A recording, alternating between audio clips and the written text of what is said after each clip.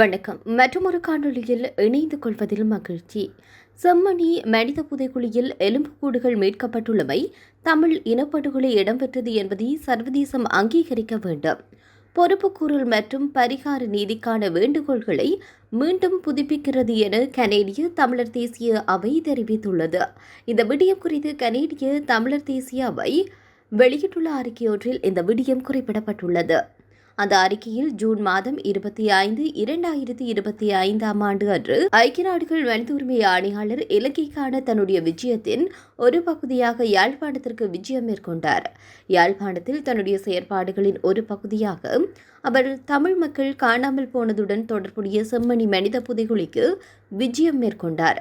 ராணுவ கோப்ரல் சோமரட்ன ராஜபக்ஷவின் வாக்குமூலத்தின் பின்னர் இந்த மனித புதைகுழி முதலில் 1998 உறுதிப்படுத்தப்பட்டது.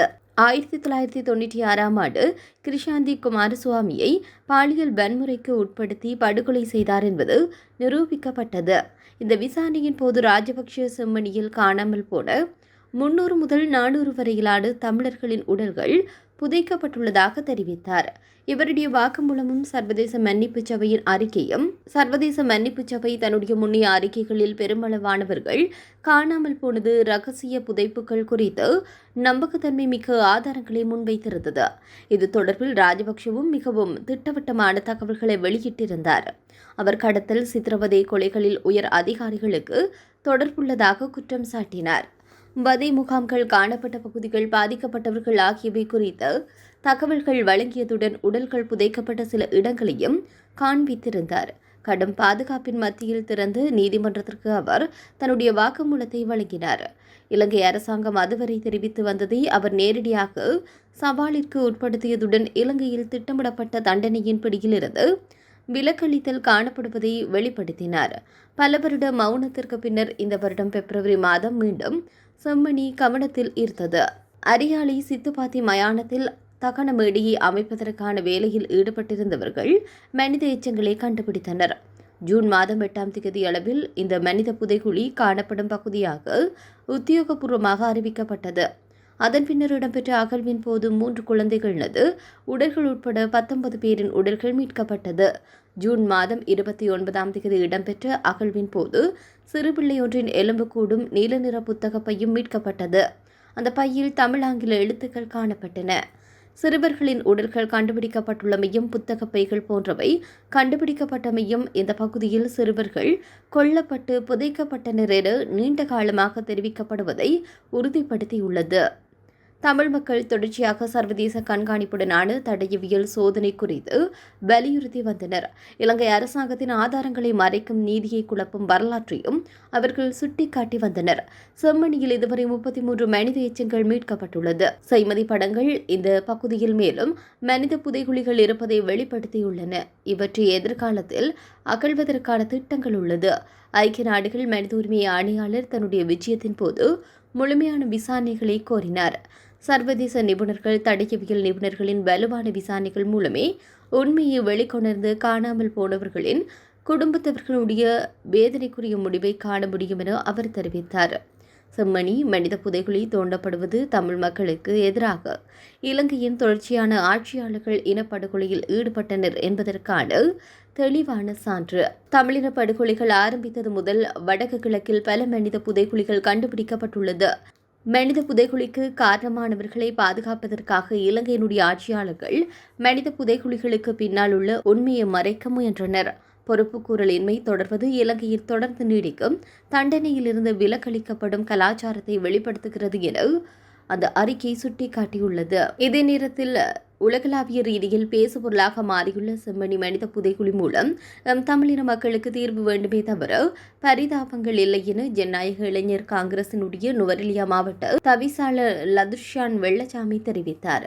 யுத்த காலத்தில் இதுவரை காலமும் காணாமலாக்கப்பட்டோருக்கான நீதியோ தீர்வோ கிடைக்கப்படாத நிலையில் செம்மணி புதைகுழியானது தமிழ் மக்களுக்கு அதிர்ச்சியை ஏற்படுத்தும் வகையில் அமைந்திருப்பது வேதனை அளிக்கிறது என்று கூறினார். இந்த நிலையில் செம்மணி மனித புதைகுழி தொடர்பாக அரசாங்கம் முழு கவனத்தையும் செலுத்துவதன் மூலம் செம்மணி புதைகுழிக்கான நிரந்தர தீர்வை பெற முடியும் என அவர் நம்பிக்கை வெளியிட்டுள்ளார். மேலும் வடக்கு கிழக்கு மற்றும் இலங்கை வாழ் அனைத்து தமிழர்களின் உரிமைகளுக்காக மலையக இளைஞர்கள் என்றும் கைகோர்ப்போம் என்றும் நம்பிக்கை வெளியிட்டுள்ளார். இதே நேரம் கிருஷாந்தி குமாரசுவாமியின் படுகொலை விடுகத்தில் தொடர்புடையவர்கள் தண்டிக்கப்பட்டது போல் செம்மணி மனித புதைக்குழியுடன் தொடர்புடையவர்களை கண்டறிய சர்வதேசம் நடவடிக்கை எடுக்க வேண்டும் என பிரித்தானியாவின் தமிழர்களுக்கான அனைத்து கட்சி நாடாளுமன்ற குழுவினுடைய தலைவர் டேம் சியோபைன் மெக்டோனாத் கோரியுள்ளார். யாழ் செம்மணி மனித புதைக்குழி தொடர்பில் லண்டனில் உள்ள பிரித்தானிய நாடாளுமன்றத்தின் கிளை கட்டிடத்தில் அனைத்து கட்சி நாடாளுமன்ற குழுவின் தலைவர் வெளியிட்டுள்ள அறிக்கையில் இவ்வாறு குறிப்பிட்டுள்ளார். மேலும் குறித்த அறிக்கையில் ஒரு மனித புதைக்குழி தோண்டுதல் பல தசாப்தங்களாக தமிழ் மக்கள் அனுபவித்த வலி மற்றும் மௌனத்தை எடுத்து காட்டுகின்றது. சர்வதேச சமூகம் இறுதியாக உண்மை பொறுப்புக்கூறல் மற்றும் நீதியை வழங்க நடவடிக்கை எடுக்க வேண்டும் என்று கோருகிறது. கடந்த 1998 ஆண்டு ஜூலையில் லான்ஸ் கோப்ரல் சோமரத்ன ராஜபக்ஷ தமிழ் பாடசாலை மாணவி கிருஷாந்தி குமாரசுவாமியின் பாலியல் வன்கொடுமை மற்றும் படுகொலையில் ஈடுபட்டதாகவும் அவரை தேட வந்த 4 பேரின் கொலைகளிலும் ஈடுபட்டதற்காகவும் விசாரணை செய்யப்பட்டு தண்டனை விதிக்கப்பட்டுள்ளது. அவர் விசாரணையின் போது செம்மணிக்கு அருகிலுள்ள ஒரு மனித புதைக்குழியில் சுமார் 400 பாதிக்கப்பட்டவர்கள் கொல்லப்பட்டு புதைக்கப்பட்டதில் தன்னுடைய பங்களிப்பை வெளிப்படுத்தியிருந்தார். ஞாயிற்றுக்கிழமையில் நடைபெற்ற செம்மணி மனித புதைக்குழி தோண்டலில் 2ஆம் கட்டத்தின் 4வது நாளில் குழந்தைகளின் எலும்புக்கூடுகள் உட்பட பல மனித எச்சங்கள் கண்டுபிடிக்கப்பட்டுள்ளது. அவற்றில் யுனிசெஃப் விநியோகித்த வகையான தனித்துவமான நீல நிற பாடசாலை பையுடன் ஒரு குழந்தையின் சடலம் புதைக்கப்பட்டிருந்தது. இதுவரை அகழ்வாராய்ச்சியில் 33 எலும்புக்கூடுகள் கண்டுபிடிக்கப்பட்டுள்ளது. இருப்பினும் அவை அனைத்தும் அப்புறப்படுத்தப்பட்டு அரசாங்க நீதித்துறை மருத்துவ அதிகாரியின் பாதுகாப்பில் வைக்கப்பட்டுள்ளது. இதன் காரணமாக மனித உரிமை ஆர்வலர்கள் இந்த எலும்புக்கூடுகளை ஆதாரங்கள் சிதைத்து அளிக்கும் சாத்தியக்கூறுகள் குறித்து கவலை தெரிவித்துள்ளனர். 2021 ஏற்றுக்கொள்ளப்பட்ட ஐநா தீர்மானம் 46 படி இலங்கையில் மனித உரிமை மீறல்கள் மற்றும் குற்றங்கள் தொடர்பான தகவல்கள் மற்றும் ஆதாரங்களை சேகரிக்க, ஒருங்கிணைக்க, பகுப்பாய்வு செய்ய மற்றும் பாதுகாக்க சர்வதேச சமூகத்திற்கு அதிகாரம் உள்ளது. ஐநா தான் கொண்டு வந்துள்ள ஆணையை நிறைவேற்ற வேண்டிய நேரம் இது. 1998 சோமரத்ன ராஜபக்ஷவின் சாட்சியம் பல செய்தி நிறுவனங்கள் மற்றும் மனித உரிமைகள் அரசு சாரா நிறுவனங்களினால் தெரிவிக்கப்பட்டதிலிருந்து செம்மணியில் ஒரு மனித புதைகுழி இருப்பதை உலகம் அறிந்திருக்கிறது. இருப்பினும் இப்போதுதான் அது தூண்டப்பட்டு வருகிறது. இப்போது கூட சான்றுகள் அளிக்கப்படும் அபாயம் உள்ளது. இலங்கையில் உள்ள ஐநா அலுவலகம் கல்லறை தளத்திலிருந்து சேகரிக்கப்பட்ட அனைத்து ஆதாரங்களும் முறையாக சேகரிக்கப்பட்டு, ஒருங்கிணைக்கப்பட்டு, பகுப்பாய்வு செய்யப்பட்டு 46 தீர்மானத்தின் கட்டளைக்குள் பாதுகாக்கப்படுவதை உறுதி செய்ய வேண்டும். ஐநா மனித உரிமைகள் ஆணைக்குழு தீர்மானம் 46 அனுசரணையாளராகவும் இலங்கையின் நீதி மற்றும் நல்லிணக்கத்திற்கு வரலாற்று பொறுப்பை கொண்டு நாடாகவும் பிரித்தானியா இந்த பிரச்சினையில் முன்னிலை வகிக்க வேண்டும்.